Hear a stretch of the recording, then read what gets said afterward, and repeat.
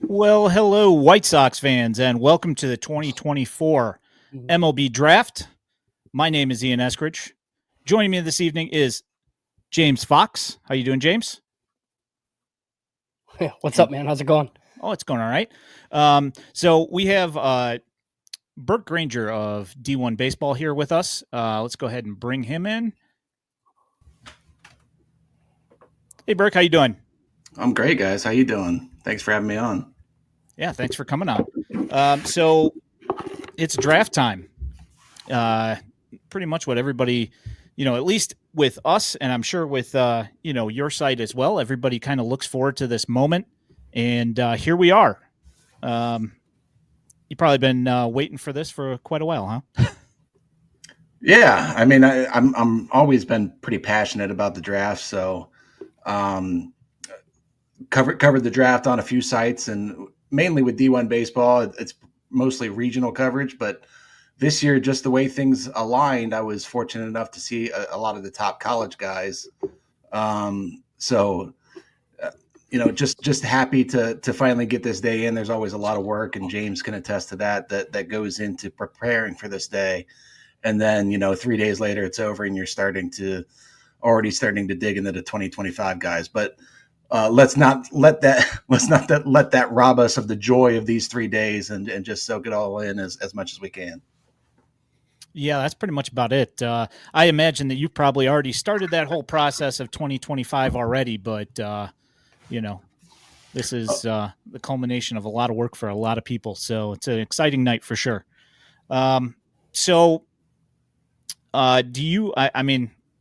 This is White Sox centric, obviously. So what do you have as far as feelings of what you think there is going to be available at this time at pick 5, and where do you think we're going here? Yeah, so for me, full disclosure, I have no idea, and I know there's some online that maybe claim to know or that they have an idea. I've seen a lot of these top guys, and I've seen area scouts and some cross checkers and scouting directors in to see them. Speaking of the White Sox, I was at a JJ Weatherholt game where Mike Shirley was at, but I don't know what that means. I bet Mike Shirley saw all of these top 15 guys for sure. So I don't necessarily think that ties them to anyone, but the name that I keep hearing a lot is Jack Caglione, that they'd be tied to it from the college side. And then, I've heard various rumors of Travis Bazzana if he makes it there. So, again, I don't know how many people really know or how much is getting leaked out of these front offices, but right now the speculation's fun. Yeah. Yeah, I mean, nobody. The fact that nobody's like totally scooped, like the Cleveland pick, is crazy. So latest we have JJ Cooper. Oh, you're dropping out, James. Says, like, am I? Can you hear me now or no? Yeah. Okay. So JJ Cooper basically just said like nothing where he can say it's 100% certain, but over the last hour heard a lot about like momentum for Travis Bazzana to go 1, basically. So, everything we've been talking about for months and months and months about how Travis Bazzana is like probably the best player in the draft and the guy that they should take. But then there was all the Weatherholt rumors, this, that, like Bazzana didn't want to take a discount. Like we're about to find out. Yeah, the coverage just started over on MLB Network, so we've got the ticker down here on the bottom. When it's time for picks, we'll go ahead and move over for that, at least for the White Sox pick. I mean, do you want me to I guess we'll do number 1 overall for sure, but I think after that, we got a commissioner, but I think he's just saying that everybody's on the clock. So, and he's getting booed. Shocker. James, I know you've been covering the draft for a long time. How surprised are you that the coverage of this event has grown just so much in the last 5 to 10 years? Like it seems to be like, it was a 2-day event, and then now it's a 3-day event. And it seems like I'm seeing more popularity of this event and more of the mainstream sports media, not just niche blogs. No, it's awesome. I mean, I hate where it is on the calendar. I know a lot of other people do too, but I mean, they did. I mean, I don't know if that's why it's popular, right? Like, could they have done it the second week of June and still made it cool? Probably, right? I mean, I think they kind of thought that the All-Star weekend part of it helps, but I mean, it's Sunday night and there were games today, so I really don't know how much that helps. But it's definitely more popular. Like, I think 2020 sucked for everybody, but they did the 5-round draft and they put all of it on TV, and I think everybody was in their homes and they were like, "Oh, this is kind of cool." And then since then, it's kind of been this format. So, yeah. It's pretty interesting. Yeah, I think that they finally kind of learned from the NFL and seeing their success of the draft, and finally started televising it. I mean, obviously, when you start getting into the lower rounds, it's going to be a little less exciting for sure, considering that it's just like one pick right after another. But I think that they're doing a pretty good job with this, especially bringing on all sorts of ex-players to make the picks and stuff, just like they do with the NFL coverage. And I think that makes it a lot more interesting for everybody to follow along. Agreed. I mean, there still is the main issue, I think, with the MLB draft compared to the NFL draft is that the guys that you draft are not, most of the time, not going to have an immediate impact. And I think that kind of is going to hinder excitement from some of the fan bases regardless. But I think it's definitely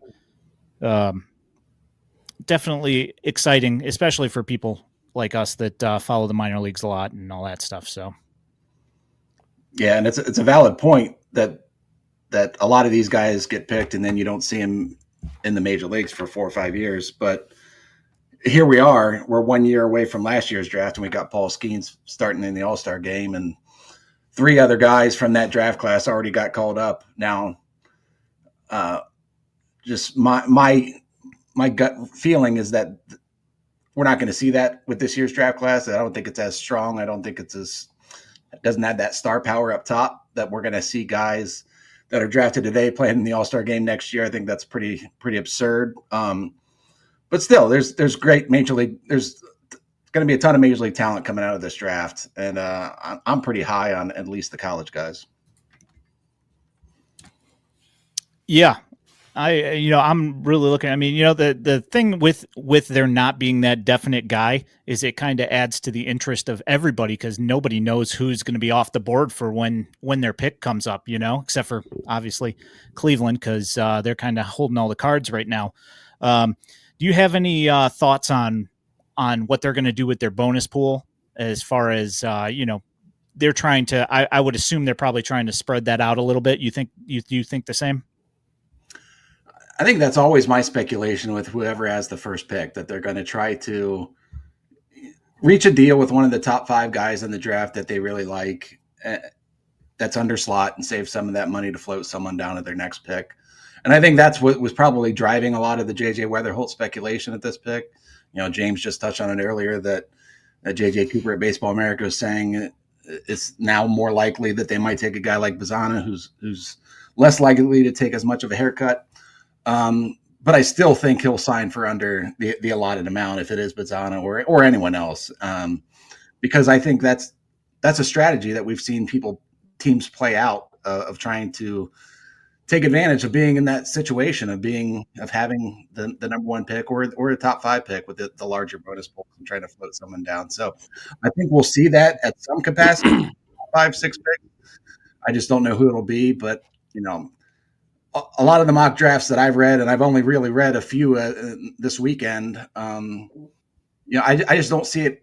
I just don't see it lining up like chalk. Like I think there will be a surprise in the first 5 picks. Always. It was like Max Clark at 3 last year. It was like, like those players went, they were the first 5 off the board like we all expected, but that's not how we expected it.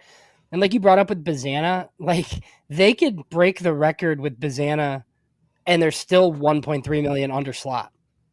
Yeah, that's upset. Like it's nuts. That's how big the bonus pool is. Like it's literally insane. So the pick's in. That is the plan, clutches, that we're going to pop back on for pick 43. We're not going to go straight through because that's a whole lot of waiting for pick 43. So that is the plan. Yeah. So when he comes out here to make this first pick, I'll swap us over to that, and then hear what he has to say, what old Rob has to say about who Cleveland is picking. I'm pretty excited. It's not my team. But, there's all sorts of rumors just about like who it's not. So it's seeming pretty obvious here. I mean, like Joe Doyle has said, it's not Charlie Condon, it's not Chase Burns, and it's not JJ Weatherholt. So unless this is a massive surprise, we'll see. Go ahead, knock that out. Yeah, so I'm interested to see what they do here. I mean, I assume that it's going to be something under slot, and we'll see. We'll see what it is. I mean, I would assume that it's probably going to be Weatherholt, but we've heard other things as well. And I don't, it seems like it's going to be Pizzetta now, like based off like the last hour. But I don't know.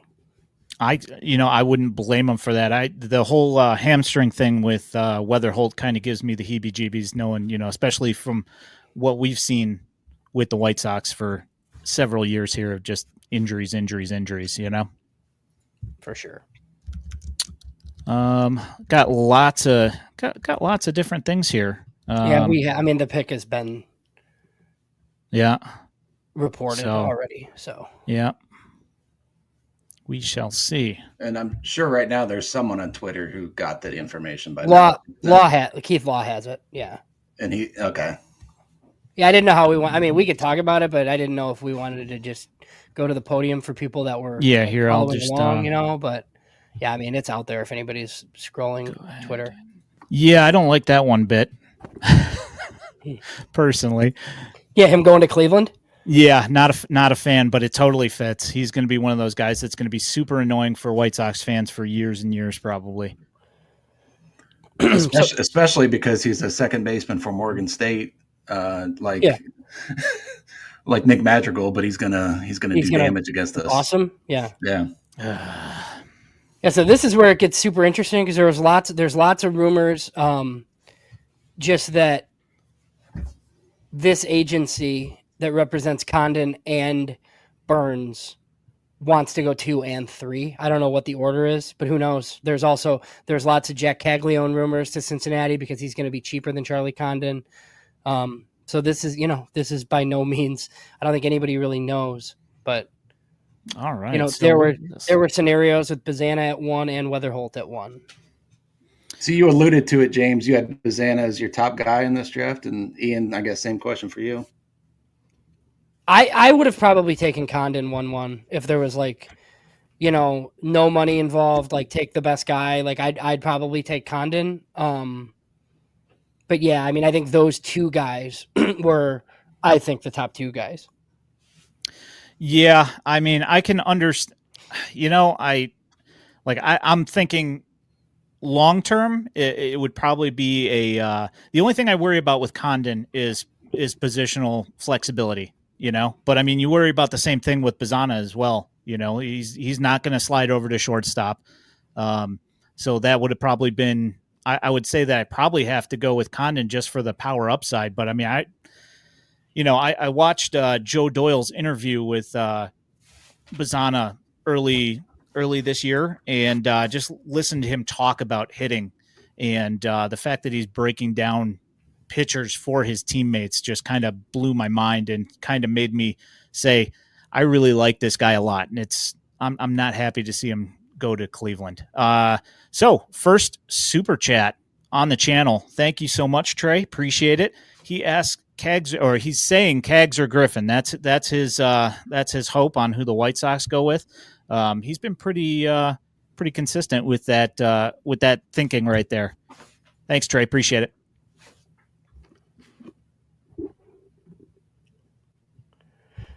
Yeah, I mean, I think those are the two most rumored names, right? And I think at this point, JJ Weatherholt is probably going to be on the board too. So I think those are the 3 names that we've heard most, Burke, when we've kept doing this. I know you've seen most of the college guys. We've talked Connor Griffin a ton just because there's been a ton of smoke with the White Sox and the perceived top prep player in the class. But other than that, it's been a lot of Cags, a lot of Weatherholt with the White Sox at 5. I released my top 15 pref list of just the guys I've seen, which pretty much aligns with a lot of the rankings of the top 15 college guys. And I have Weatherholt number 1. I think he's the best pure hitter in the draft for my money. I think if you didn't have the hamstring, you're right to be a little, I guess, nervous about the hamstring issues given the White Sox history with hamstrings. But as he started to get healthier down the stretch, I think if he didn't get injured, we would be talking about him in the same tier as Travis Bazzana, because Bazzana didn't hit for as much power until this year. And I've been at a lot of Weatherholt games where he's, I've seen him take batting practice. I think there's real juice in the bat, and the barrel skills to me are super impressive. And what really ticked him up my board the last few weeks was seeing him play shortstop in the postseason as he started to get healthier. I started to, I still don't know if he's going to be able to play shortstop, but before that, I was more in the no camp. And then I saw some things where I'm like, well, maybe he could stick. And I've talked to cross checkers who liked him at third base where he played as a freshman. So the arm was not a concern for them. I saw him when he was rehabbing the hamstring, and it's not that the arm strength was not good, but he was moving very gingerly and not getting in a position to throw. So he didn't have as much on the ball. But then 2 weeks later, I'm seeing him making, sliding throws and planting and firing balls across the diamond, which makes me a little more optimistic that there's other options other than second base for him. So I don't know how much we want to do, Ian, here. This one's a small surprise here at 2. Yep. So it's out there, but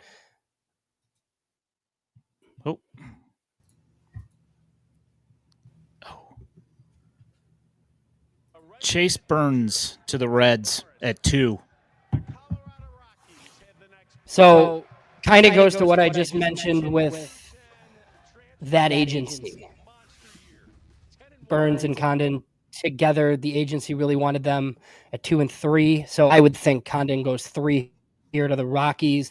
Kylie McDaniel had an interesting point. I heard him on a podcast yesterday talking about Bill Schmidt, who's the Rockies GM. He was their scout director years and years ago, really coveted Chris Bryant, and then ended up taking John Gray because the Cubs took Bryant. He obviously gave Chris Bryant a ton of money in free agency, probably when he shouldn't have. But I feel like a lot of people think Chris Bryant's a very good comp for Charlie Condon. He's the GM now. I think that was just kind of one of those things where it's like, oh, Bill Schmidt's not going to let his new Chris Bryant pass him essentially. I'm pretty surprised that the Reds went with Burns this early. That's pretty shocking, actually. Yeah, and I think if it wasn't Burns here, he would have gone to Colorado, or at least that was a popular place where everyone was mocking him to. It'll be, I live in Ohio, and most of a good portion of my friends and neighbors here are Reds fans. So I was high on Burns. I had him number 3 overall on my board in the top pitcher. I saw him on opening weekend, and it was electric. And scouts hate it when I use the words electric, but it was electric. He was, up to triple digits and held that velocity the whole game, missing bats with 3 pitches. The curveball and slider are both legit. I think he has a chance for 3+ pitches, and his changeup, he didn't use it often, and that's one that got touched up sometimes. I think it's a potential very usable pitch at the next level. The fastball, sometimes he would get hit, but because it's a little straight, but he's got those secondary pitches to work out of jams. And, I'm a huge fan of Chase Burns and happy for the kid.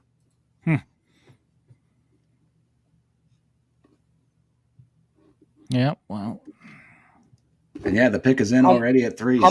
How much do you guys think it matters that the Reds are decent, feel like they're a contender, right? I mean, Chase Burns can come pretty quick, right, Burke? I think he could, yeah, likely in a bullpen role. I don't think he doesn't have the command that Paul Skeens had, that he can that he's. I don't think he's ready to pitch in a major league rotation right now, but he has the stuff that he could pitch in a major league bullpen. I'm pretty certain of that. It's live stuff. I have no idea if that plays into it at all. I'm usually one to say that wouldn't play into it, that they're not thinking that short term, but who knows? Like with a smaller mid-market team like the Reds, maybe that's cheaper than going out and getting a bullpen arm at the deadline. If you have a guy like Chase Burns now who you can use and then build towards being an ace or a top 2 or 3 starter on that team. I thought for sure they were going to go with Condon. I did too. Yeah, I'm really curious to see what the bonuses are here, right? Because you guys both know kind of how this works, right? Like if Burns wasn't going to go for a while, like I wouldn't be surprised if Burns gets less money in the signing bonus than Condon does. I think Condon might get the biggest bonus of anybody going 3 to the Rockies. And we won't know, obviously, for a few days unless something leaks out tonight. But I think somebody breaks Skeens. I'm just not sure that it was at 1. I think that's plausible for sure. And this agency, and for what I don't want to mention, I don't remember which one it is, but I mean, they get 2 and 3. So it makes sense to cut a small deal at 2 if your guy's going to fall, if you're going to get slot or more than slot at 3, and then you get both players. And then if this is Charlie Condon like we think, it gets Oakland could be literally anything. So like it's crazy. Oakland's the real wild card, I think. Yeah.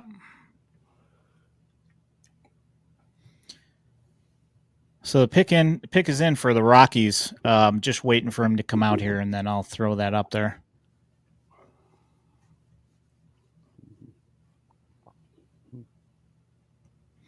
So we thought that the first 4 picks was going to throw everything kind of. We didn't have any idea where everybody was going to go, and sure enough, yeah. Second pick and see what everybody's already off. I'm curious to see too what they announce him like Condon as. Yeah. Like is it third base or outfield or both? I don't know. Similar for Weatherholt when he gets picked. Whether they announce him as a second baseman or a shortstop. Right. No, that's a good point.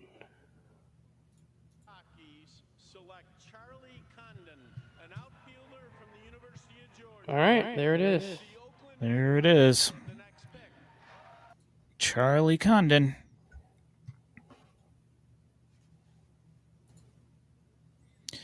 So, I mean, I thought he was going to be gone by the time the White Sox picked. So this doesn't shock me at all.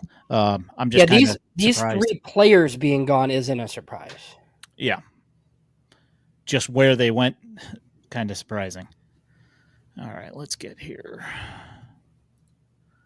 So our resident guy, Danny Miller, Sox end up with JJ. He'd be over the moon. That's been his guy since day 1. So we'll see what happens there. Yeah, I'd be great with JJ Weatherholt. That's totally fine with me. Burke, you've seen JJ, right? I mean, that he was rumored number 1 coming into the season. It's obviously hamstring injuries are frightening, especially for White Sox fans. But yeah. So. I've seen him a bunch. I was at his regional last year in his sophomore year where he hit 449 and led the country in hitting. He hit well with Wood, with Team USA and the Collegiate National Team and on the Cape. So I'm not concerned about the transition. I think if he didn't injure the hamstring, he would have been up in that conversation as one of the top players in the country. He didn't put in the numbers this year, but as he got healthier, you started to see glimpses of what he looked like at the end of last year, and I'm a big fan of it. I think he's got the best hit tool in this class. Condon, Condon turned in one of the best collegiate seasons of all time. Like he led the country in hitting, OPS, and home runs. Like it's absurd what he did, and to see what he might do in Colorado is going to be scary because it's real juice in the bat. Like. Him and Caglione, in terms of raw power, are really going to that. I think that's power that's definitely going to translate to the next level. All Yeah, right, so the I'm pick is- really curious to get Burke's thoughts on this one. Like this one is Oh boy, I know Ian's thrilled, but I don't know about this one. I don't get it, but it's coming up here in a second. I'll just go ahead and swap us over here.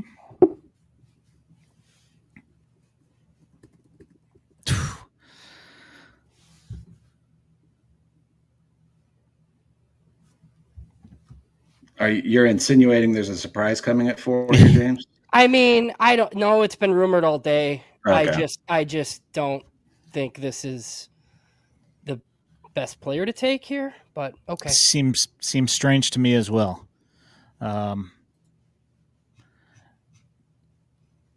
James' favorite player. That is right. Yeah, we were both hoping that wasn't going to even come into play for the White Sox. So and it's I'm not even happy necessarily about that. it's not even necessarily the player. It's the profile. I can't get behind that this high. You guys have me really curious. I mean, we could say it. Do you want to say it, Ian? So it's being rumored right now that Kurtz is going to the okay. to the That's A's. what I was just gonna say. Wake Forest, Nick Kurtz at 4. And look, there were rumors all day that Oakland was going to cut a deal with Nick Kurtz, possibly Braden Montgomery in this spot. So, they have extra picks. I don't know what they want to do later. Kurtz might have fell till 10, 11, something like that, So if he did not go here. Yeah, and this is kind of where this is going to make things interesting for the White Sox because now I don't know what the heck's going to happen. Really, really interesting. Because here's the thing: like if you're taking Connor Griffin at 5, right, as we've wanted to, and I would have been fine with that. Like you have to think that he's better than Cags and Weatherholt. Like it can't just be like you're going to save $1 million, so you're going to take this prep kid when you have Cags and Weatherholt on the board for you. So if they do that, hey man, if they do it, cool, and like they're going to save money, but they have to really believe in Connor Griffin for him to go 5 over both these college guys. But look, that's what Jim Callis has nailed the White Sox in the past. Other than Noah Schultz, he had him taking Connor on the board, or Connor with Cags and Weatherholt on the board this morning. So. We shall see. Now they'll take like Braden Montgomery at 5 probably after I've said that.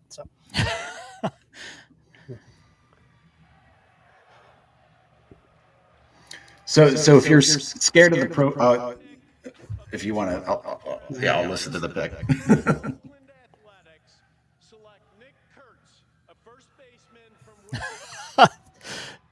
That guy's like, should I cheer or no? Yeah, I don't love first base this high, which is why like even Cags is like I get it because you really need power and he's the best power prospect in the class, but you're at first, man. You better mash or you're nothing, as we've seen with too many guys like over the last decade. Yeah, as we've unfortunately seen on the south side. Like Weatherholt, Kurtz was a guy who entered the year as a potential 1-1 guy and then got banged. He had a slow start and then was banged up a little bit. And then he got really hot at one point. But, I agree the first base profile is not great. It hasn't been in recency bias. We're talking about Andrew Vaughn and Spencer Torkelson. These are guys that I liked a lot. I thought they were going to hit at the next level. But I also don't like banging guys like Kurtz or Caglione for something they had no part of. It's a different profile. I like both of them defensively better than those other 2 guys we mentioned at first base. The pick is in, and it's a massive surprise for the White Sox. Oh boy. If that is indeed what happens, I'm pretty surprised. In a good or bad way, Ian? Well, I'll just go ahead and drop that. What they're saying on there's a couple people on Twitter that are saying that the White Sox are drafting Hagen Smith, which, I mean, I've obviously throughout this season, we've seen him absolutely dominate games. I'm just kind of surprised. I was at sure they were going to go with a bat. I was at one of the games that he dominated. So he was pitching against Kentucky and Lexington at the same weekend that J.J. Weatherholt in West Virginia was playing at Cincinnati, and Lexington and Cincinnati are like less than an hour apart. So a ton of cross-checkers and scouting directors flew in and were at both of those. So they were watching Hagen Smith on Friday and then J.J. Weatherholt on Saturday, and I was lucky enough to be there for both of them. I didn't see Mike Shirley there for the Hagen Smith game, but I assume he was in the building, and if he was, what he saw was a dominant performance. Hagen Smith got 31 whiffs that game. It was mostly fastball, slider. There was another higher profile prospect guy there that talked about Hagen Smith's changeup, which was a non-factor in that game. Like, got to be careful who you're listening to, because he threw like 3 changeups. One of them got hit off the fence by Ryan Waldsmith, who we're going to see get picked in the first round tonight. It's not that the changeup isn't good, but I didn't see it. Like, if you were at that game, you didn't see a good changeup. He spiked 2, threw 1 that it was hit for a double. But again, fastball and slider were as good as I've seen all year. Held his velocity on the fastball, was in the mid-90s in his 6th and final inning. And then, like I said, he missed bats with the fastball and the slider. 31 whiffs in one game is on like 80 pitches. It was just a dominant performance. And I became a fan that night. And as of that night, I was debating him and Chase Burns in my brain. I like Burns better because there's more pitches that I think are potential for plus, but Hagen Smith is also really good. But like you guys, I'm a little surprised. I didn't expect to see 2 pitchers go in the first 5 picks this year. Me either. The only thing I can figure is that they weren't as impressed with the bats at the top of the draft that, as you've said before, James, and I've heard, in other places, you just can't make these guys be there, Yeah, I mean, I think this is a stunner, but I do feel more confident that Hagen Smith will be awesome than any of the bats they would have taken, just because, and that's not even anything against them. It's a White Sox problem. Like, to me, I've never seen them consistently develop bats. Like, I have no doubt that, and look, they're going to be horrible again next year. If they weren't horrible next year, like, Hagen Smith could be in the rotation by mid-season next year. So I hope they slow play it a little bit and don't do that. But I mean, you're probably trading Garrett Crochet, I would imagine. Like, you have Hagen Smith and Noah Schultz in your rotation. The White Sox clearly are fans of the Arkansas program. I'm going to go ahead and bring up some of these chats here in a second after I get this back up. Well, I know, section. And then I know, like, when I late at night when I'm delirious tonight and I get to talk to Mike Shirley, like, I know what my first question is. So it's about Brian Bannister and how much of an influence Brian Bannister had on this selection. I mean, obviously, like, look, it's not like the scouts love him, Brian Bannister hates him, we take him anyway. So I'm guessing, I would assume Brian Bannister's on board, but just how much influence does, like, that pitching infrastructure have? And I will say five drafts right now with Mike Shirley, left-handed pitcher, shortstop, left-handed pitcher, shortstop, left-handed pitcher. There's a type here. Yeah. Let's see here. Trey is pretty upset. He's always been anti-Hagen Smith for quite a while. Says we have no bats. Yeah, and that's going to continue. So, I mean, for the foreseeable future, probably.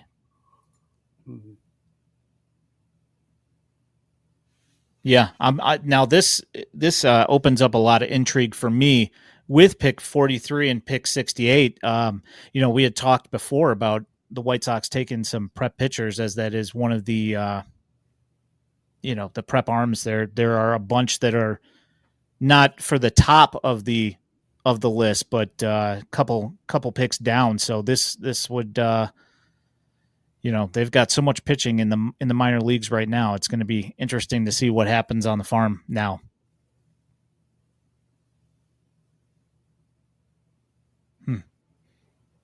That was a stunner. Yeah, I don't think I've seen a mock draft that had Hagen Smith to the White Sox.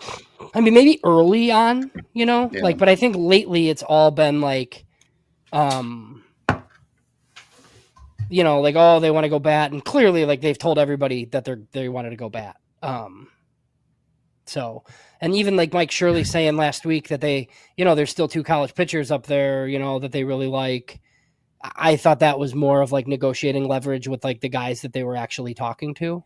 But yeah, this is wow. I don't hate it. I'm just like surprised. Like I think this guy's going to be awesome. I mean, there's some like injury health risk probably. Like he's had Tommy John already. I don't know how long ago it was. I want to say he was a sophomore in high school when that happened. Okay. Yeah, that's because it was 5 years ago, I think, that he had it. So that would check out. Yeah. So. Yeah. So I mean, if they do manage to keep Crochet, could you're looking at Schultz, Crochet, and Hagen Smith in the same rotation. Especially after having 11 left-handed starts last year. Right. To go this far in the other direction is pretty crazy. Let's see here. Sleepy says it. In Bannister, we trust. Right.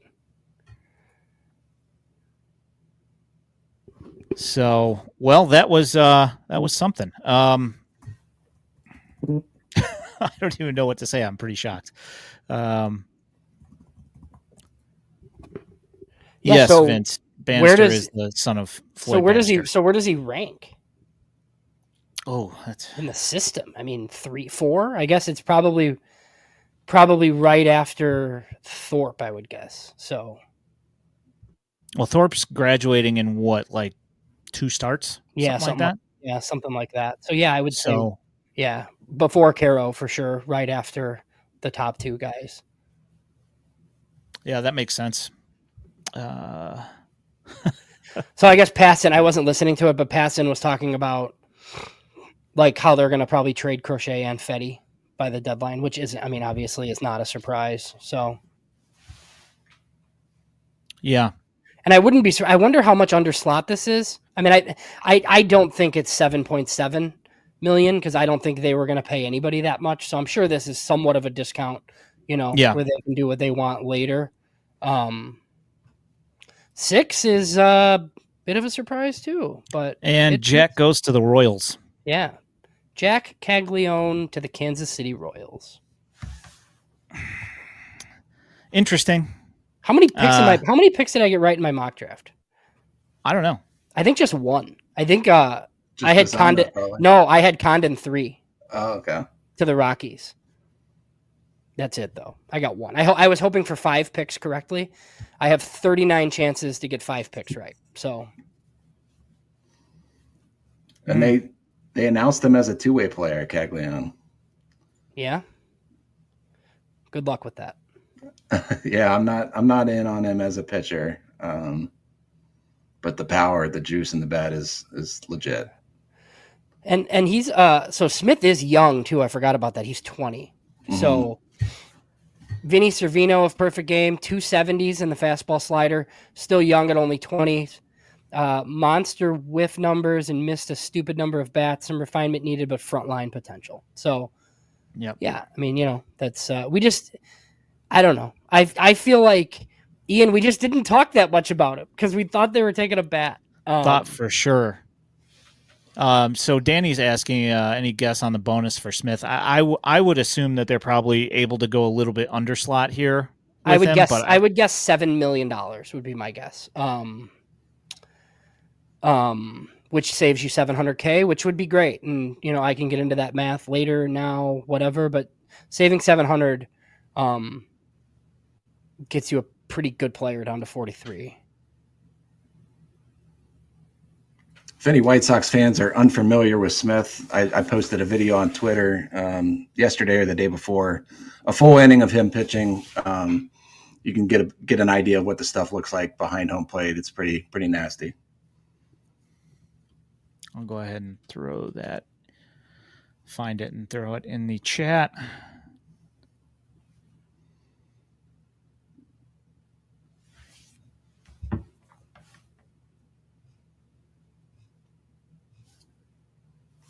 Okay, there's that.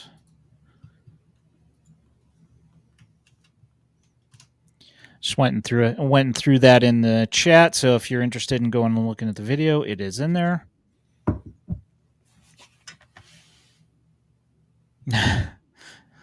Yeah, this is a reasonable question. So who is going to hit for this team? I don't have an answer for you. In what decade? Yeah, in what year? That's a good question as well. Holy frickin' smokes, man! Like that. Yeah, they're not gonna. And they're not gonna get bats. Like wait until they trade Garrett Crochet and Eric Fetty for more pitching. Yeah, that's the thing, and we've talked about this as well. Is that most of the teams don't seem to be giving up a lot of stud hitters, at least close to the major stud hitters. Yeah, no, it's insane. Yeah, for sure. So, Burke, what just any main takeaways here for these 6? You might still be here when St. Louis picks here. We're gonna bring Elijah in. We appreciate you hopping on, but what are you just in your man cave the rest of the night, or what? What does that look like for you? I think so. Yeah, I'm just going to be sitting in the basement. I'm going to pop open a beverage here when I'm done with you guys, and just enjoy the rest of the draft. But yeah, it's been fun. Thanks for having me on, guys. I really appreciate it. Who's one of the guys that you love that maybe isn't consensus up here that you've seen a few? I know you know the college game pretty well, so. I'm pretty high on Christian Moore. He's a guy I just love watching that guy play. And I happened to be at a game. It was a deciding game 3 of a series between Kentucky and Tennessee. They were both top 5 teams, and he had 3 home runs on that Sunday. And I was in the front row right by the dugout and got some awesome shots of it. And those 2 programs chirping back and forth at each other, the budding rivalry, it was just, I don't have a dog in the fight, but to me it was just fun. And I like guys that are fun to watch. He's not as patient, I think, as I would like to be, but the dude can really hit to all fields, and it's real power to all fields. I think he's going to be one of those aggressive type hitters that is just going to be. I think he's going to be a spark plug for a team and a fan favorite at wherever he ends up. Yeah, I was at the me and my kid were at the game where he hit for the cycle in the College World Series, and nice. that guy is he's fantastic, and I'm actually surprised he doesn't get talked about more. It's nice to hear other people talking about him, because that was one of the Baseball America tweeted out, who should we be talking about more that nobody's really talking about? And I was thinking to myself, it's Christian Moore, because most people just don't seem to be discounting him. JJ Weatherholt to the Cardinals. That makes a lot of sense. He seems like a Cardinals player for me. Yeah. I would be thrilled with this pick if I was a Cardinals fan. Yeah, I mean the 1 year that you're terrible enough to get a guy, you get this guy, JJ Weatherholt's a stud. Oh, I didn't know he was rocking a cowboy hat and a bolo tie though. Yeah, I saw him earlier. They kind of showed him. All right. Well, Danny Miller's going to have to see that before I finish my rankings. Follow him. Look at all right, that. guys. All right, really appreciate you having me on. All right, thanks, Burke. Appreciate thanks, it. Dude. All right. Well, that's not what I had. Yeah. Go ahead and I'll go ahead and get Elijah sorted here. Oh, we just let him go. We let him go too soon. I have the Angels pick. Burke, I'm sorry. He's going to be in the big leagues in 2 weeks, though. So yeah, we're about to find out how good Christian Moore is when he's playing for the Angels in August. Go.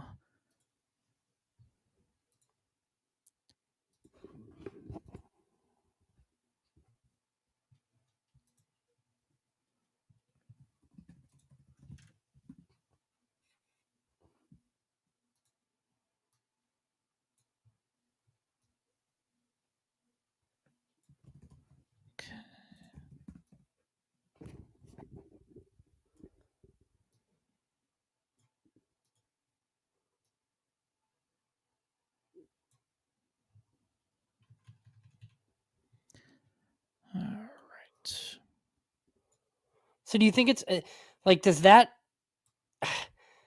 like, does it mean they're taking bats later? Are they taking more pitching? Like, I don't know. I'm going to go ahead and bring Elijah in here and get his reaction. There we go. Let's sync that up, get all working. All right, there we go. Elijah, how are you, buddy? How was your reaction compared to last year? A little bit more calm than last year because I had an idea of this one. So I think last year I was totally caught off guard. This one I kind of heard some things. Yeah, can we share that or no? I heard from somebody that I'm not going to give names, but I heard from somebody within the Baseball America world that they heard kind of before the draft that Hagen Smith was looking like a possibility. Yeah. So it's pretty crazy. Elijah sent a message on a text thread that I was in, and I told him he was stupid.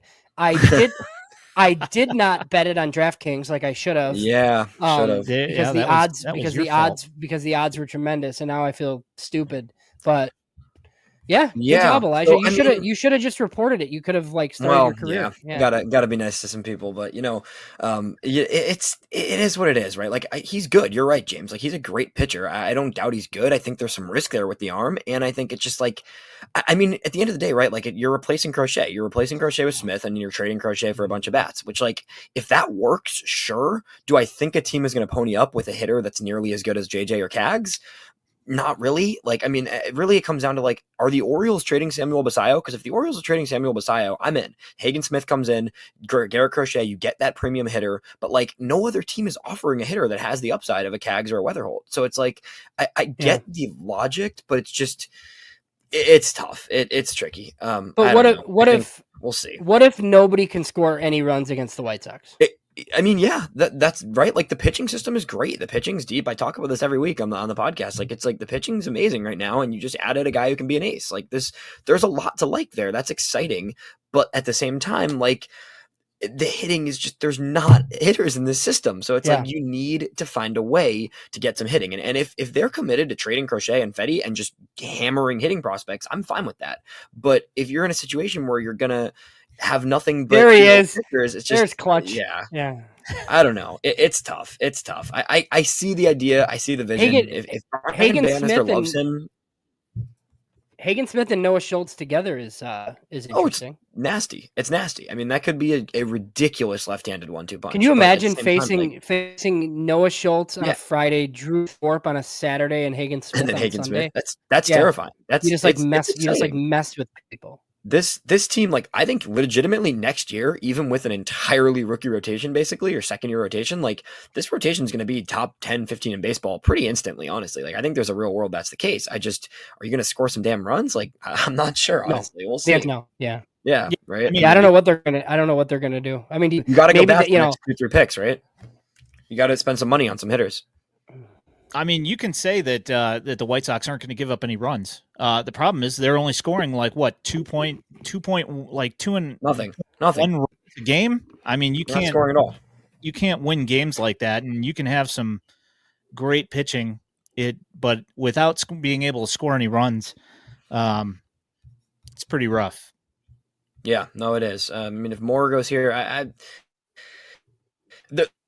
they're going to get some bats. I mean, 43's got to be a bat, right? It's got to be a guy that you probably overslot even maybe, or 68. One of those two picks has to be a guy that you can afford to overslot. I assume, like you said, James, I think Hagen, my guess, I was texting somebody right now, like I think Hagen's probably at least 500 underslot, probably 500 to $1 million, somewhere in that range underslot. Not a huge, it's definitely not more than $1 million, but somewhere in that, high sixes, maybe right around low sevens, right? So you're going to get a little bit of a deal on him. It's going to come down to what you're able to then to work with from there and to find some guy. Yeah, this pick is going. My bad. Put me on stage, but no, it's all good. Yeah, you're good. But I think you're going to see another walkout type of situation. That's what I'm hoping, right? I mean, the ideal situation is you can get some college guys in 2, 3, 4, and then somewhere in the 4 through, well, not 2, the next 2 picks, right? And then somewhere in the 4 through 7th round, you can overslot the heck out of a high school guy. I mean, that's really the ideal situation now that I think about it more. So, Ian, what do you think? Yeah. Go through there goes Christian Moore to Angels, because that's who's going to be the first player to play in Major League Baseball. He is for sure, 100%. and it'll be like in 2 weeks. Yeah, he'll be up soon. That's for sure. So I will say one of the Connor Griffin destinations rumored was Pittsburgh at 9. They're coming up next here. I mean, who else is on? Like, we got Braden Montgomery on the board still. That like was not expected, I guess, right? You have both of the high school position players still. Yeah, both. I think Rayner and I think Washington. I think goes with one of those high schoolers. That's my guess. I think that I've heard a lot of Rayner buzz and some Griffin buzz as well in Washington. Well, they have extra money now too. Yeah, so. Exactly. I feel like they go all in on the youth. I mean, their system is quietly looking really good. So I think that my guess is they go one of those two high school guys. I'm not really sure other than that, though, what's going to happen. I mean, I think Yesavaje is going to go soon. I think one of those 11 through 13 teams will go with him. We'll see. Who else am I looking for? Yeah, this is interesting for sure.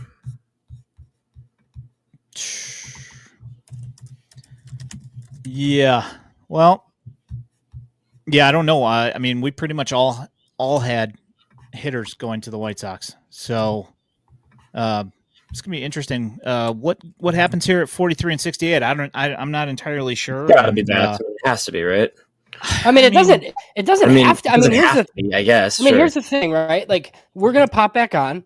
We're gonna be sitting here, and like at 43, there's gonna be like right-handed college starters who were like, man, that guy's pretty good. Like, maybe you should pop him at 43. You know, like if Ben Hess of Alabama's on the board at 43, I'm not gonna not take him because you have all this pitching in your system. No, I mean, you're right. It just you got it. I mean, the trades have to come now. You got to find a way to turn Crochet, Fetty, Kopech, DeYoung, Pham, whoever else it is. Like, I did that little like trade breakdown of what I think the Sox can get back yesterday in all of their deals, and like you've got to find a way to get some hitters, and not just hitters, but like impact hitters. Like the team, the system needs a few more guys that you can say like that's a potential star hitter, and they really just don't have many of those guys, right? Like you're excited about. I mean, Colson, we'll see how he bounces back second half of the season, right? And like Walkow, it's exciting, but it's flashy, right? It's not consistent yet. And like Gonzalez has looked good the past week when I've been watching him a little, but like it's still not a star bat, I don't think, right? Like who in the system right now, aside from Colson, if things click, is like a star hitter?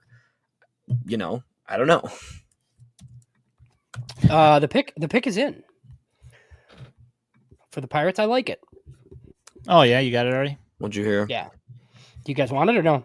Yeah, just give it. So the Pirates are taking Connor Griffin. Connor, yeah. We got a question here from Stefan Bardo. When do you expect Hagen Smith to be up? Thanks for the super chat, my guy. Oh my God. Soon. Too next soon. Year. Too next soon year. For this bad White Sox team, but I mean, yeah, next 2025 at some point, probably. Yeah, that's my guess as well. Drew Bogues. Thank you, my friend. Cheers to the three of you and everyone else at FutureSox for the great draft coverage, not just tonight, but all season. We appreciate you, Drew. Thanks for hopping in the chat. Thanks for the super chat. We appreciate you. Thanks for listening and hanging out. Yeah, I kind of think that Hagen Smith's going to be up. I don't think he's going to sit very long. Yeah, I think we'll probably see him in. We'll barely see him. I think we'll barely see him throw this year, just because there's so much. I think it's going to be similar to like the treatment they've done with some of those other guys with college guys that come up and are good. I mean, I think he throws probably maybe a few games this year, but if anything, honestly, and then next year you see him immediately in Birmingham, and then from Birmingham, Chicago. That's the difference too. Like there's nowhere for him to pitch initially. Like, so my guess is like whatever backfield games you want, they'll determine how many innings he has left, and then exactly. Does he do the playoff push for Canny though? If he's got innings left, I mean, I don't see any reason why he can't go. Or for Birmingham, throw can he go to Birmingham? Innings? I mean, throw 3 right away. Why not? Right? I don't know. Okay, Griffin. I thought he might go there. Yeah, it makes some sense. Yeah. The only thing that I worry about, and we talked about this with Carlos Collazo, is just wondering if these guys are going to get ramped back up to pitch in the affiliates this year. That's my question, is whether they feel safe enough to be able to do that. You know? Yeah.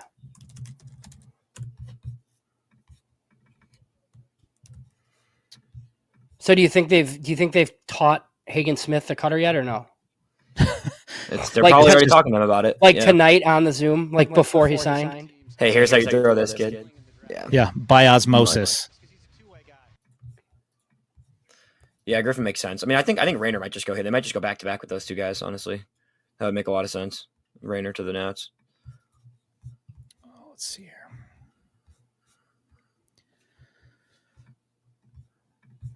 Let's see here. Just scrolling through the chat here.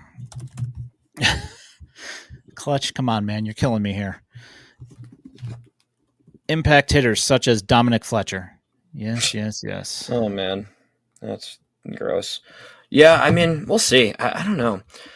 I'm very curious. It's very interesting. I mean, I think like we've talked about, like this pitching is loaded, right? I mean, it's nasty. Chris Sale type. That's a great point. It's true. I mean, the powerful lefties is exactly what this organization's been targeting for the last 5 years, and we're seeing success with it. We can't act like it's not successful, right? Crochet's coming around. Schultz is going to be a stud. Hagen Smith is next in line. Like there's a lot of guys that we're seeing this work for.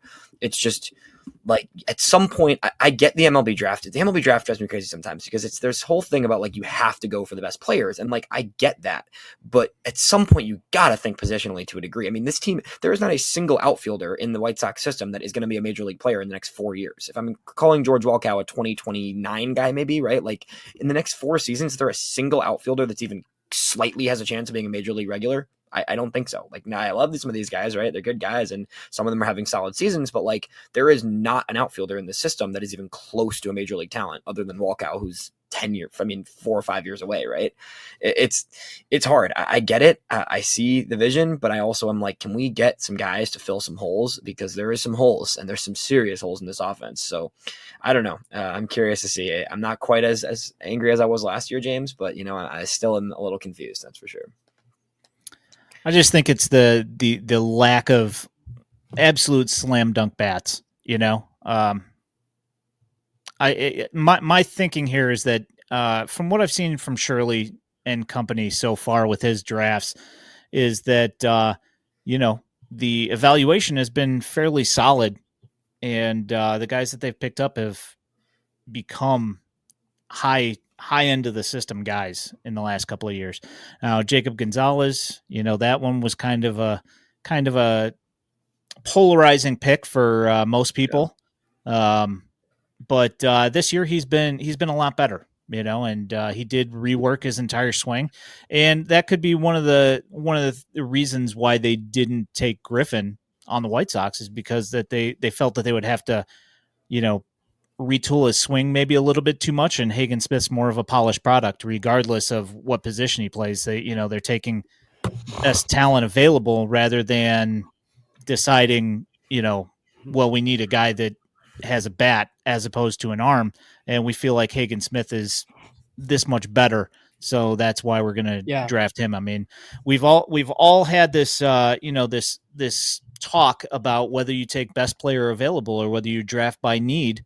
And we've pretty much all said that they need to draft the best player available. And if they feel that that's Hagen Smith, then that's where they're going, right? Yeah. Well, but what did Mike Shirley say, right? And how do we feel? Like, they have to get this pick right. So if I were to tell you, like, how are they most likely to get this pick right? Probably with what they just did. I wasn't expecting. Do you really think that though, James? Like, do you really think that he's if you take a JJ Weatherholt, like in the White Sox pitching development model? Yeah, I guess. Like, I don't trust the White Sox to, like, I wanted a hitter, right? I would have been fine with Weatherholt. No, I get it. But the hamstrings scare me. Like, me and Ian sat like, I wanted Connor Griffin, but like that I don't understand the risk of taking Connor Griffin. Like, fix the swing. Like, what do you have a guy probably going to make the majors, but like they have to nail it. This pick has to be a dude. And Hagen Smith is. I wasn't expecting it, but like from they have to get this right. Like, I totally understand it. Yeah, no, I think that's the right mindset. Honestly, I understand that. I just, if he's the guy, he's the guy, right? That's how we're gonna have to roll with it, and we got to just keep moving along, and then you just gotta hope we find some bats at the deadline, because like there's teams with bats. Like I have been saying this over and over, but like there's teams that have offensive prospects and absolutely need some hitting that you just got to find those teams, and you got to force their hand, because the White Sox have leverage right now. Looks like if you guys want a spoiler, this is definitely a surprise in my opinion. Wow. Hang on a minute. What is it? Washington? Yeah, Seaver Washington. King. Seaver King. Wow, interesting. That's so, a reach. So you got an So you got an extra pick. But then you go with a college guy who kind of underperformed. They announced him as a shortstop, though, which I do find interesting. Like so they played him at third at Wake. He did play short and center field. He can play short and center. Yeah, there. He can play. Yeah, I mean, he's a super athlete. So they're clearly under slot here, and I wonder if they're going to be a prep pitching team with pick 39 that they acquired, and they pick at 44, I think, too. So, the one thing that was fascinating to me about that Washington trade that they made was just that Washington's in the same position that the White Sox are in next year, where they're kind of relegated to the 10th overall pick, but they're not the 10th worst team, obviously. And they picked up $2.4 million in that trade. I mean, that's like what their original bonus pool would have been if they were picking at 7. So, yeah, fascinating. Also, 3 Wake Forest guys in the top 10. I'm trying to think of when the last time that has happened from any school. Honestly, that's pretty crazy. And why is it happening? Yeah. I mean, the part I don't understand. I get the idea. Like maybe these guys are just, I don't know, really successful organization or program that's been good the last few years, and I don't know. Yeah, I mean, Wake is a great program. This was not on my bingo card. Yeah, same. I didn't think Kurtz or King was going top 10, to be honest. So pretty crazy seeing, and Burns going 2 even. That's 2, 4, and 10 from that team at Wake is pretty insane.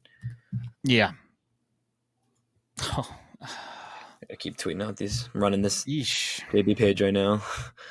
Yeah, that's an interesting one from Washington. I mean, this is, I would say, is it fair to say half these picks have been like a total surprise in my mind? Really, kind of crazy. But that's how the MLB draft goes. It happens every year. I mean, nobody thought Wyatt Langford was falling to 4 last year. People were saying he was going to go 1, and then out of nowhere, Skeens goes 1, and then you see Clark go up to 3. I mean, it's a crapshoot. It is every year, and that's really the reality of it. And then from now, we assess and we see, where things are going from there, right? Like that's all there is to do, right? You roll with it, you see what happens, and then just keep going. I was going to say, what are you? I'm good to go. I'm fired up now. I'm ready. Well,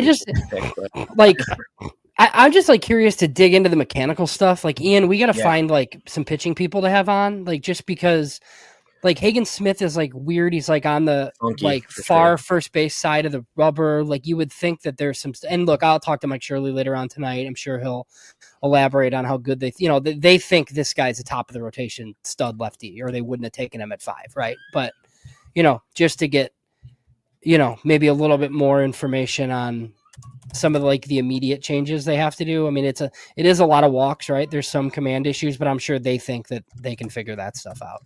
Yeah. I got a super chat here. It says, how much was this pick impacted by their potential draft position next year? Is next year a hitting heavy draft?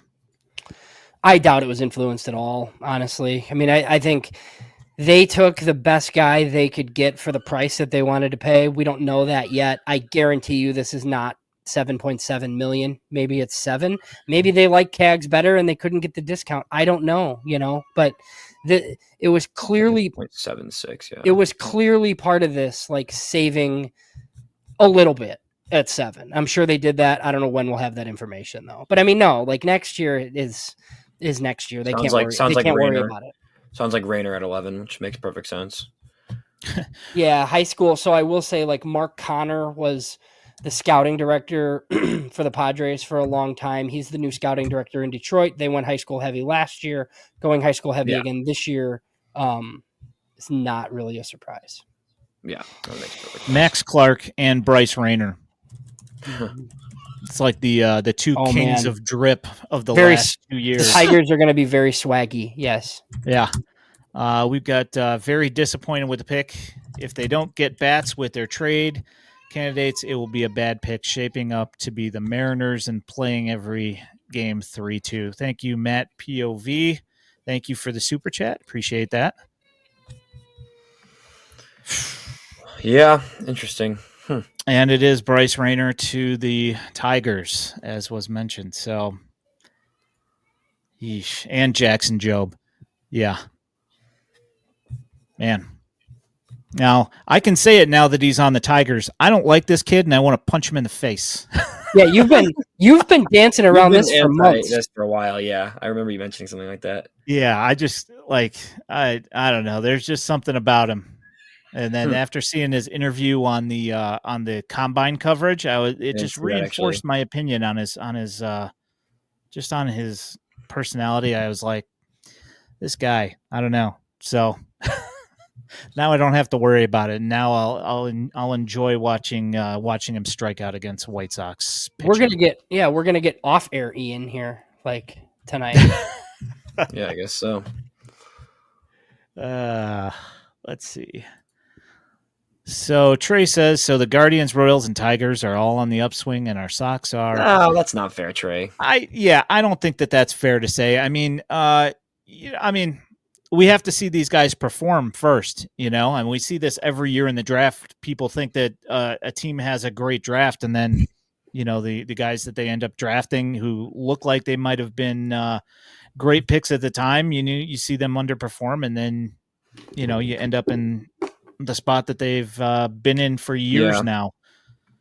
I'm curious where Montgomery's going to slide to. That's a guy that I thought pre-injury, I thought he was a really good, pretty good shot at 5 potentially, honestly. So I'm curious to see how far he's going to slide past 12. Yep. Or past 11. I think there's some swing and miss issues. Yeah. I think there's a lot of teams that want him to hit lefty only, and I don't know. I feel like he's a little bit reticent to do that. Right. But somebody is going to steal him. I mean, you thought Braden Montgomery, he could be on board for the Cubs. Like, I'm sure they would take him. Like, all the Giants are here at 13. So, what do we got? 12, right? 12's coming up. The Red Sox. Thank you for the super chat, Robert. Appreciate that. Appreciate you. Thank you. So the Red Sox last year took the falling college talent and Kyle Teal, same scouting department, different GM. So Craig Breslow in charge there. You do have Trey Yesevich on the board with a, pitcher that's leading your baseball department now. So I don't know. Yeah. So it's been interesting. Ed's saying that he's hearing Cam Smith to the Sox. That would make sense. Yeah, that's a very Red Sox pick. Who? Cam Smith, the third baseman out of Florida State. That's interesting. He's very young. No, that's not correct. That's not correct? It is not correct. That it's Cam Smith? No. According to Twitter, it's not correct. Interesting. Boston Red Sox are selecting Texas A&M outfielder Braden Montgomery with the number 12. Joe Doyle and Jeremy Booth. Yeah, if it's Joe, I believe. Of FSS Plus. Joe. Yeah. So Braden Montgomery, 12. I was just saying it. That's a good pick. That's a good pick. I think he's talented. I think you're right. The lefty-righty thing is interesting. His splits are pretty drastic for a college guy, so we'll see if he ends up just sticking lefty. But it's still a powerful lefty bat, good corner outfielder. It's a lot of Ks. It's the discussion that a lot of people are going to have with Vance Honeycutt, right? Like if Vance Honeycutt's strikeout rate was 17%, like he might have been the number 1 pick in the draft. Yeah. But it's like 27%, which is totally unheard of for a first-round college pick. Now, it's a total tool shed, like Gold Glove center field type with big power, but it's just nobody like that has ever struck out less in the pros. So somebody will take the chance, I think, in the 20s. But yeah, I mean, there's real concerns with some of these guys. I mean, it's a bad draft, and we're getting into the teens. Yep, this is the part of the draft that scared everybody. So this makes perfect sense that we have so many questions about these guys that are going at this part of the draft. I like Trey's comment here is that Montgomery is actually just Benintendi with an arm. No, he's got about 10 times more power than Benintendi. Yeah. But Benintendi can actually walk right now, so there's that. I guess that's true. Benintendi hit a homer in person. I was there today, so he did hit one. I saw it on TV. I witnessed him hitting a home run today. Interesting. Yeah. Yeah, no. Honeycutt was supposed to be a stud. I saw that comment. He had a ton of hype. I remember last year going into this season, and he's still really talented. He is. It's just a matter of putting it together and figuring out the swing and miss for him because, tooled out outfielder, going to be an elite Gold Glove type center fielder, a ton of power. Honeycutt's a guy that there's no world he falls to 43, but somebody's going to get a really fascinating player in the late first round just because, if he figures out the swing and miss and can kind of shorten the swing a little bit, that's a guy that could be an absolute stud compared to a lot of guys in the second half of the first round that are kind of a little bit lower upside and just straight risky. He's going to have that upside for sure. Yeah, no, that was my thought. I liked watching Vance Honeycutt this year. The only thing that there was a lot of swing and miss there, and he is absolutely a phenomenal center fielder. That kid can go get it. Yeah. Oh boy! Now, Trey Savage makes total sense to either one of these next three teams, and if he slides past one of these three next teams, I'd be shocked. Yeah. I mean, so the rumor for the Giants for months has been Cam Caminiti. But I mean, look, I don't know that they thought some of these guys were going to be on the board because like the top college guys here, like you still have Yesevich here, you have James Tibbs in here somewhere. James Tibbs, yeah, he could. Yeah, I mean, like the Cubs. I'm sure the Cubs didn't think that they would be guaranteed Yesevich or James Tibbs at 14. So yeah, exactly. Cubs, I mean, yeah, they get one of them. I had Stanford catcher Malcolm Moore to the Cubs in my mock. He's going to be a lot further now, probably. But I had some of these other guys gone. Yeah. All right. So, James, back to more important things. You got the milkshake at the game today. Yeah. Let's hear it. Let's hear it. Yesterday. Flavor profile's really good. It's awesome. But I will say once you get halfway through it, it's just like a chocolate milkshake. Sounds about right. So, because it's like the presentation's great, and there's graham crackers, and they stick a Hershey's in there, and the marshmallows are perfectly done. And then halfway through, you're just like, do I really want to drink the rest of this chocolate milkshake? But look, I would recommend everybody get it once if you go to the park. It was a pretty good idea. Sounds like. So if that's sorry.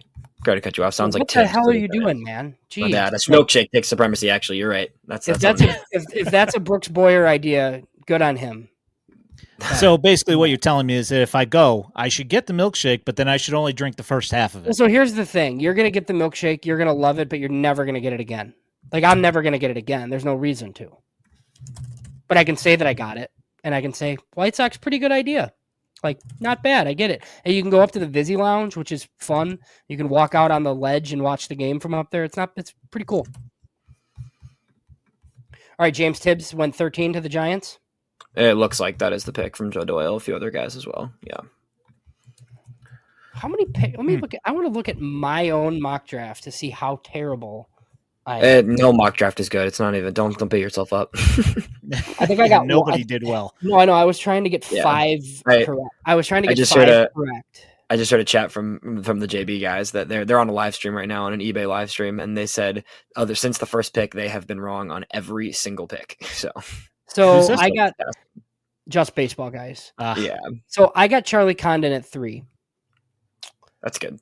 And that's it. So yeah, it gets ugly real quick. That's just how it goes. Oh yeah, and even the ones I can't get anymore because guys are gone.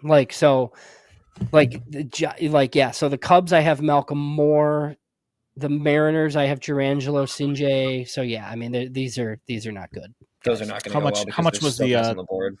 How much was the milkshake there, James? Oh God, the same price as a beer, $15 or something. Okay, so half price there, Vince. Half price.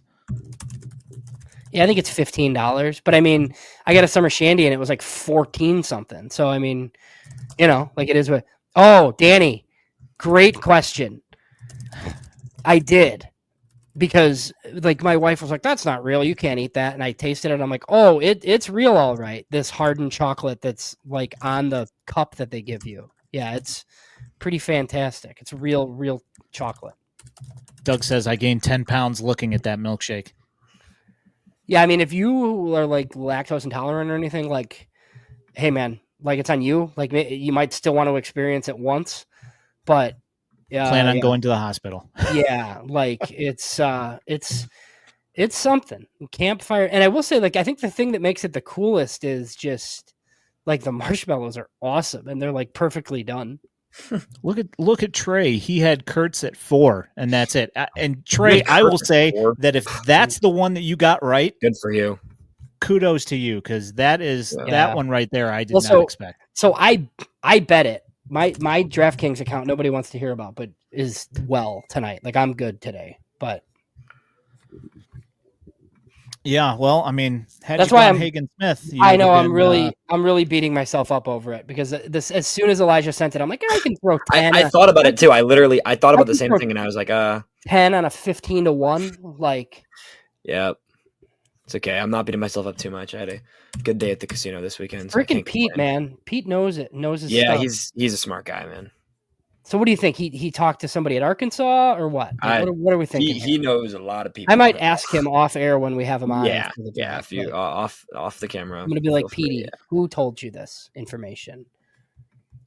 No, he knows. all right, well, All right, what are the Cubs up now? Yeah. yeah, Cubs are up next. Let's So see what that. Tibbs went 14, right? Tibbs 13 to the Giants. Oh yeah, that's right. Cubs are at 14. Yeah. Yeah, and they've been stacking their first round pitching prospects over the last couple of years, so it would make total sense if they were to go Savage. But we'll see what happens here. I feel like the Cubs need bats too. I feel like that's what I would do here.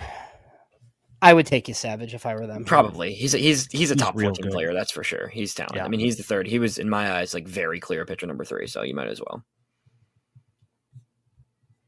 But I could see the Cubs swinging for the fences too. Honestly, it wouldn't shock me to see them go like Yeah, I mean, guy, Bruce Levine earlier today kept asking about the Florida State kid Cam Smith. Yeah. So generally, when that happens, he's like heard that from somebody, But who knows? There might be somebody on the board they weren't expecting here too. So yeah, Cam Smith, the Cubs potentially. All right, so Clutch is asking, who are we hoping falls to 43? That's impossible to know. That's the pick. That's the pick at 14. Cam Smith. Yeah, that makes sense. How many Cubs fans do you think are on the stream? Any? Very few. No, they probably Couple have two tree maybe. They probably have their own things like this going on. Cubs fans, they don't got no future Cubs. That's all I'm saying. They do not. They do There not. is have no future Cubs. We are the cream of the crop here, folks. Oh, hang on. Chicago. Hang on, it might be wrong. Oh, Joe Doyle is wrong, I think. Let me see. Joe Doyle has Joe Doyle has Cam Smith, but Jeremy Booth, his partner, has Cam Caminiti. I could see either one of those making a lot of sense, but we'll see. So it's a source off, baby. I love source offs. Let's see. Who was the other one you said? Not Joe Doyle, but who else? Jeremy Booth. He's not his partner, but they're at Future Star Series together. It's like Ian's my partner, We're not going. It's not that kind of. Yeah, it's not that kind of stream. Not quite a partnership, but I mean, wait till we get to pick 68. Like we'll see, but we'll be here. I'm ready to go all night, fellas. Ian, did you have dinner yet? I have not. Yeah, I have not. Ian is a baseball father, so yeah, I don't get to. I don't really get to do a whole lot. Yeah. No, I'm luckily on the West Coast. I got a few hours till. He's like one of those guys that like cares about his kid. It's. They did end up winning their first game here, so they are playing in the championship game here. How do you think he feels about Hagen Smith, your boy? I think he's going to be kind of surprised, but I mean, we watched his what was it, 17K game. So yeah. You were there for that one? Nice. I know no, we weren't there for it, but we watched it. So, I mean, I'm sure he'll be like, okay, that guy's nasty, which, it's true.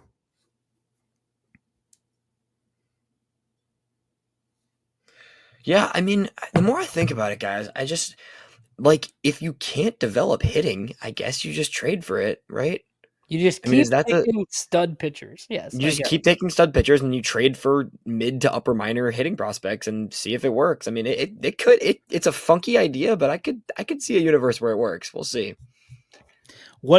So what if, and I know this is like the stupidest thing I've ever said, but what if the White Sox actually? I mean, this is going. I've said stupid things, but this is really going out there. So they get all this pitching. What if the White Sox go in on Juan Soto and actually try and sign him? That might be your worst all time. Actually, I'm not gonna be. That's rough. I'm just saying. I mean, what if all this? They're cutting all this salary. Yeah, I mean they should they should spend, but that's they not should Juan sign Soto. some bats. I was Yeah, thinking they should. I was They thinking should. Anthony Santander, but That sounds right. I've mentioned him on an episode of the pod. okay. as So a future, like, Jeremy corrected it. The Cubs are taking Cam Smith. Cam Smith at 14. Florida State third baseman Cam Smith. He's another one of these guys that's like super young.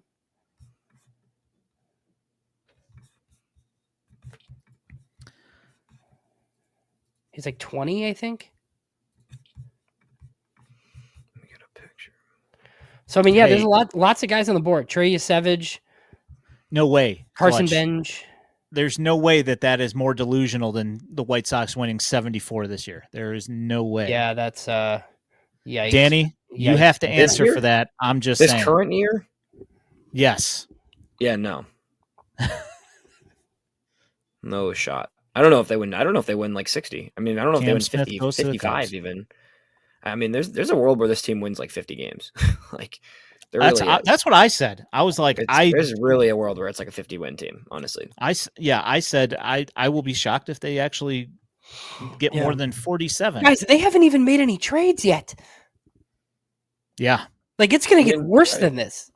Oh, yeah. For sure. But look at like what's crazy to think about. Like, do you see that Hunter Harvey trade, by the way, James? I meant to ask you about that. I love that trade. I wish the Sox would have freaking made it. I'm fine with them not making it. I mean, Harvey's more of a reliable option, more of a steady option. It's more of a Royal style option than Kopech is. But for other teams looking at that now, like if you can get that type of a package in terms of value for a Kopech, oh man, the rest of the market for pitching is going to be strong. Also the Royals too. Like the Royals clearly didn't need pick 39 to sign tags. Right. You know, so they gave it up to Washington. Washington underslots big time at 10. I'm very curious to see what they do later on tonight. So, so I think we kind of talked about we were going to go through the Cubs pick up to 15. I feel like we can close this out. I know Elijah's like ready to go and continue. No, I'll be back. I mean, I'm if you guys are down, I'll be Ian, back. What do you think? Like, come on, after 43 or just before? Maybe 40-ish. I figure we'll come on before. Okay. Because we're going to stay on through 68 then, I think. But might as well. Yeah. Going all night, baby. I'll be here, yeah, fellas. I mean, ready. What time you thinking, just so we can let everybody know, just in case? I mean, I don't. Oh, they pay attention to their TV. These have been going, 5 minutes or so? I mean, my guess 40? is... Yeah. No, pick 43. I mean, right, it's probably at least 9 o'clock, I would think, right? I was thinking probably right around 9 was my guess. It could be a 9-ish. sooner. Yeah, probably that's about right. We can just follow the Twitter. We'll tweet something out. Yeah, we'll tweet when we're coming back on. But thanks for everybody for coming and hanging out. Thank you for the super chats, guys. Appreciate those. We will be back on in a little while, and we'll see you guys for pick 43. Looking forward to seeing whether or not we get a bat in this draft. I don't know if we're actually going to even get one at this point. So thank you guys so much. For what is that? Yeah, it's for James and Elijah over here. My name's Ian Eskridge at Daily White Sox. He is James Fox at JamesFox917. And then on the end over there is Elijah Evans at Elijah EV8. We appreciate you guys. And